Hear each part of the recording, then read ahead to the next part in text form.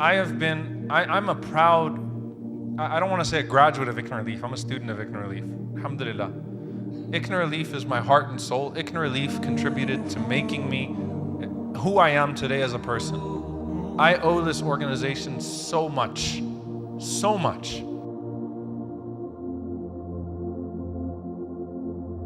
Alhamdulillah, I got to hear about so much of the amazing work that ICNA Relief is doing throughout the country. These men and women are helping a lot of survivors of domestic violence, sexual assault through housing shelters that they've set up across the country. They're doing a lot of work around refugee services as well. Men and women who have had to leave behind their homes, their belongings, their loved ones, and they're looking for a place of real solace and shelter, and ICNA Relief is providing them that shoulder of comfort and real care. These organizations like ICNA Relief and ICNA and MAS and CARE, these people didn't have to do this work.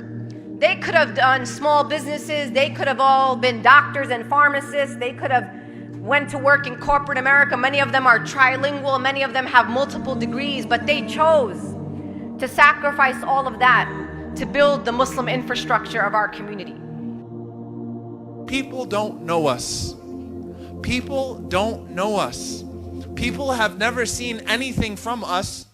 On the contrary, right? And it's a fact. I promise you, one positive experience with a person or one positive experience with your neighbor is enough to undo all of that programming. If that person has some goodness inside of them, that person would say, you know what? Everything that you've been saying about the Muslims, that's not true. That's not true. We know these people. We know these people. Those are the same people that helped us out.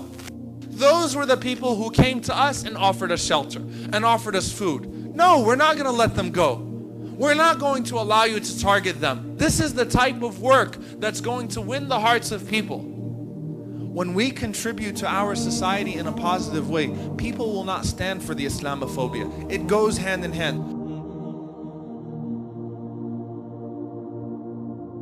Wallahi, my dear brothers and sisters, if the Muslims did what we're supposed to do, if we took care of the social problems of our own cities, our own lands, if we were at the forefront taking care of hunger, combating racism, standing up for truth and justice as our Prophet ﷺ did. Because when it comes to dhulm, when it comes to injustice, when it comes to racism, when it comes to hunger, when it comes to poverty, we don't care if you're Muslim or kafir. Every human being is equal in the eyes of Allah subhanahu wa ta'ala. But sadly, the reality, numbers speak. Put your money where your mouth is.